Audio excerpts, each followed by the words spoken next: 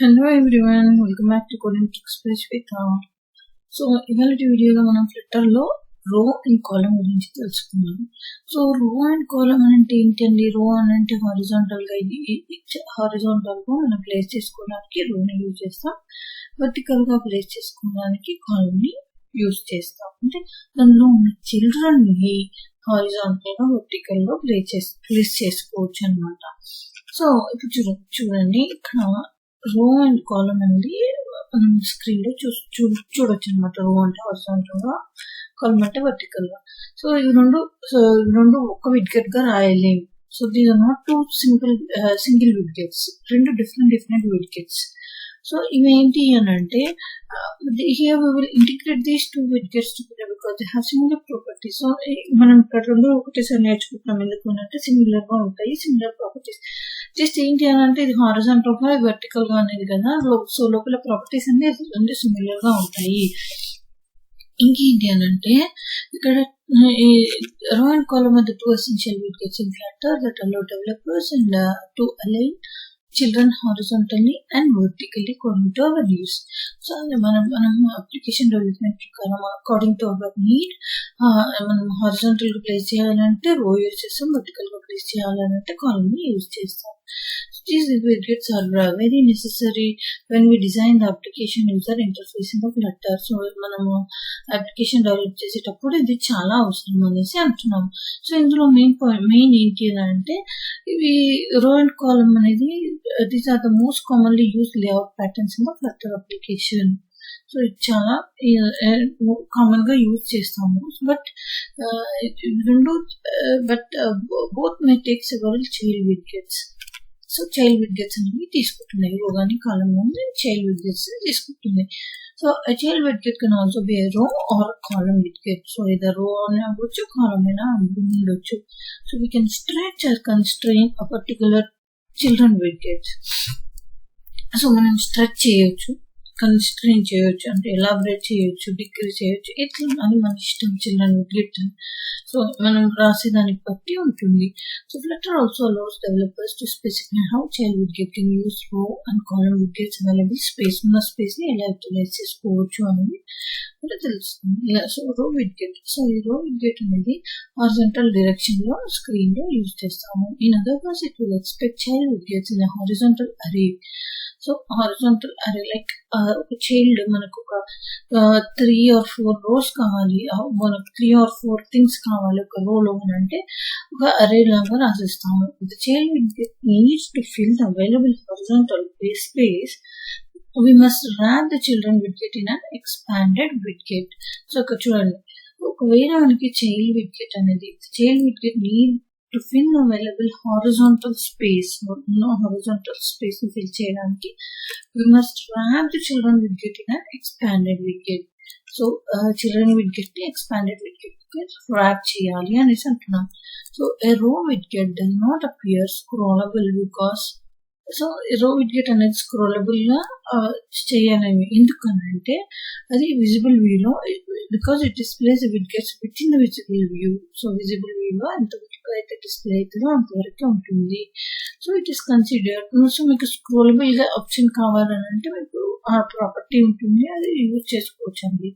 So it is considered wrong if we have more children in a row which will not fit in the available space. So ఉన్న space తో మనం fit చేయలేకపోతే మనకు అప్పుడు కష్టం. So అప్పుడు ఏం చేయొచ్చు అని అంటే స్క్రోలబుల్ లిస్ట్ అనేది ఉంటుంది. అది లిస్ట్ వ్యూలో ప్లేస్ లిస్ట్ వ్యూ ప్లేస్ చేసేసి లిస్ట్ వ్యూ విడ్గెట్ అనేది ప్లేస్ చేసేసి స్క్రోలబుల్ లిస్ట్ ని ఆన్ చేయొచ్చు అనమాట. స్క్రోలబుల్ లిస్ట్ ని ఆఫ్ చేస్తే ఎప్పుడు ఏమవుతుంది అని అంటే మనం స్క్రోల్ చేసుకోవచ్చు. Next ఏంటి, we can control how a row widget aligns its children based on our choice using the property called cross-axis alignment and main axis alignment. So ఇవి రెండు అలైన్మెంట్స్ ఉంటాయి అన్నమాట. Cross axis alignment, main axis alignment. ఏంటి cross axis alignment అంటే vertical గా run చేసే, అంటే రోలో వర్టికల్ గా రన్ చేసేటప్పుడు క్రాస్ యాక్సిస్ అలైన్మెంట్ ని యూజ్ చేస్తాము. రోలో హారిజాంటల్ గా రన్ చేయాలి అన్నప్పుడు మెయిన్ యాక్సిస్ అలైన్మెంట్ అనేది యూజ్ చేస్తాము. ఇదన్నమాట. సో రోలో both cross axis alignment and main axis alignment అనేవి ఉంటాయి. నెక్స్ట్ ఏంటి అని అంటే Flutter widget has several properties like main axis size, text direction, vertical direction etcetera. So ఇవన్నీ ప్రాపర్టీస్ అన్నమాట. Main axis size, text direction, vertical direction properties ఉంటాయి. So ఇక్కడ మనము main axis alignment, cross axis alignment గురించి చదువుదాము. మనం చూసాం కదా horizontal గా, వర్టికల్ గా అని చెప్పేసి. క్రాస్ యాక్సిస్ అయితే అండ్ ఇక్కడ చూసినట్టు క్రాస్ యాక్సిస్ ఏం చెప్పుకున్నామండి, cross axis will run vertically, main axis will run horizontally అనేసి. సో దీంట్లో ఉండే ప్రాపర్టీస్, రో దాంట్లో ప్రాపర్టీస్ ఏంటి అంటే స్టార్ట్ ఉంటుంది, అంటే ఇక్కడ నుంచి స్టార్ట్ చేయొచ్చు, అండ్ మెయిన్ యాక్సిస్ అనేది ఇక్కడ నుంచి స్టార్ట్ చేయొచ్చు అనేది స్టార్ట్ చెప్తుంది, ఇక్కడ ఏం చేయొచ్చు అనేది ఏం చెప్తుంది. సెంటర్ లో అంటే it will place the children in the middle of the main axis. Middle place చేయాలంటే center. Space between అంటే మధ్యలో ఒకదాని మధ్యలో స్పేస్ కావాలి అంటే స్పేస్ బిట్వీన్ అనేది యూజ్ చేస్తాం. స్పేస్ అరౌండ్ అంటే చుట్టూ స్పేస్ కావాలంటే చూడండి, place free space between the children evenly in half of the space before and after the first and last children widget. So first space కావాలి దాని రెండింటి మధ్యలో అంటే స్పేస్ అరౌండ్ అనేది యూజ్ చేస్తాం. స్పేస్ ఈవెన్లీ అని అంటే it will place the free space between the children evenly and before and after the first and last children we get. So మధ్యలో లైక్ ఈవెన్ స్పేస్ కావాలి అని అంటే ఈవెన్ స్పేస్ కావాలి అంటే స్పేస్ ఈవెన్లీ అనేది use చేస్తాము. సో మనం ఒక చిన్న ప్రోగ్రామ్ ద్వారా చూద్దాము, ఇది ఏంటి అనేది చూసేద్దాము. సో ఇది కాలంకి నేను ఆల్రెడీ చేసినాను. So let me put it in the comment. So మనకి కమెంట్స్ ఎలా పెట్టాలి అనేది కూడా చూపిస్తున్నాను చూడండి. స్టార్టింగ్ కమెంట్ వచ్చేసి ప్రోగ్రామ్ ఇక్కడ స్టార్ట్ అయింది కాబట్టి సో ఈ విధంగా మనం కమెంట్ చేయవచ్చు. నేను ఇది కాలం ఇది కాబట్టి కమెంట్ చేసేస్తున్నాను. First I will remove this రో.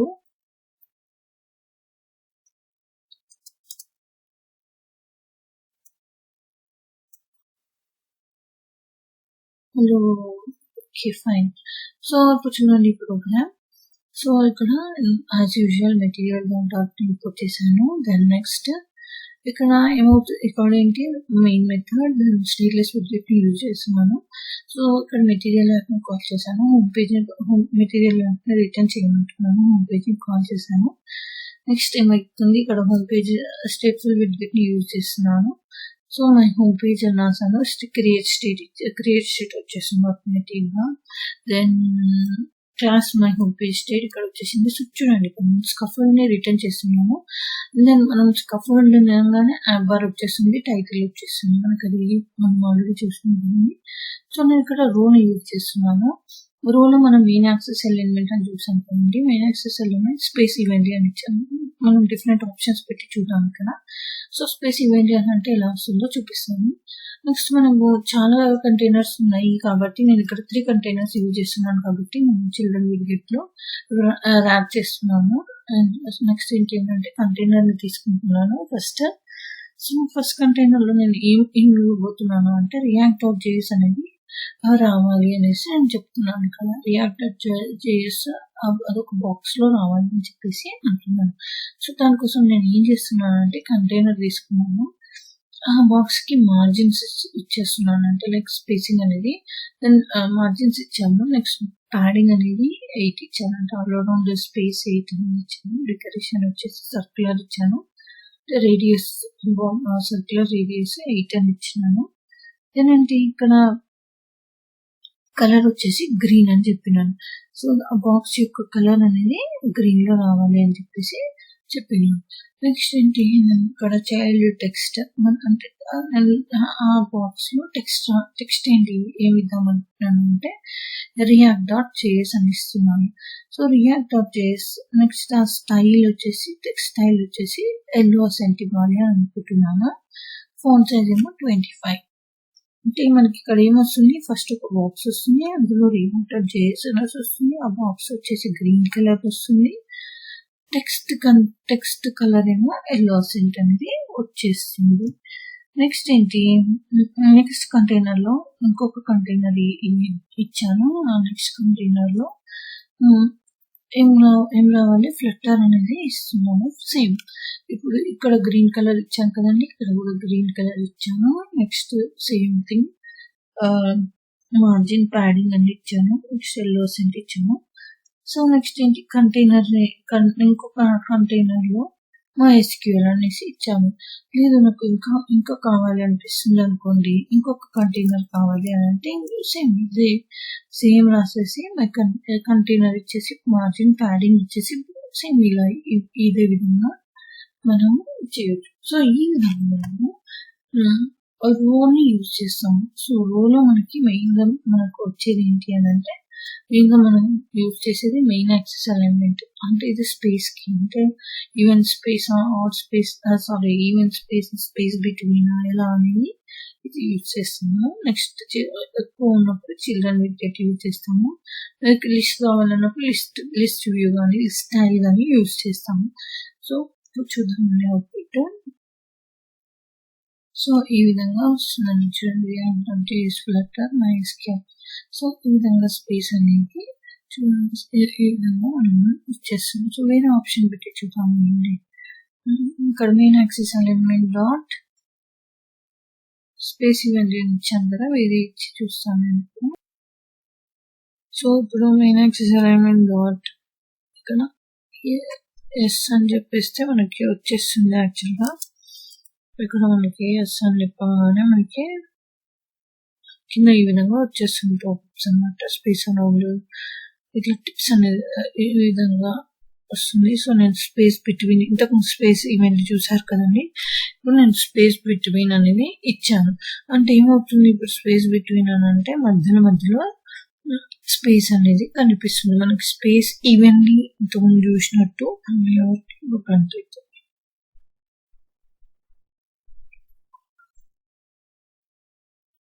సో ఈ విధంగా వచ్చేస్తుంది. సో అబ్జర్వ్ చేశారు కదండి డిఫరెన్స్, ఇంతకుముందు స్పేస్ ఈవెన్లీకి ఇప్పుడు స్పేస్ బిట్వీన్ కి.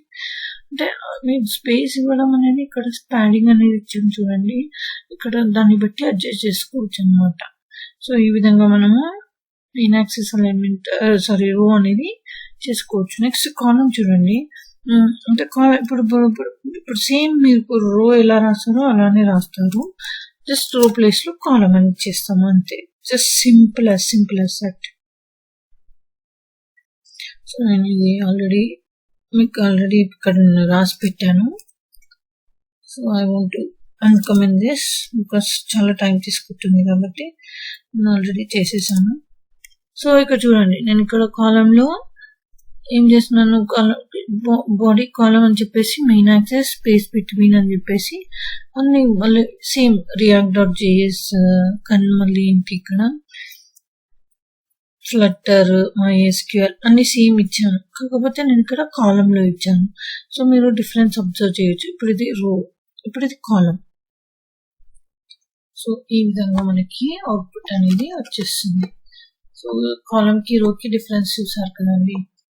సో మీకు ఇది కనిపించకపోవచ్చు, ఓకే ఫైన్. సో ఈ విధంగా కాలమ్ అనేది మనం ఇట్లా డిస్ప్లే చేస్తాం. సో ఇది చాలా హెల్ప్ఫుల్ అవుతుందండి. రో కాలమ్ ఇవన్నీ చాలా యూజ్ అవుతుంది. ఎందుకంటే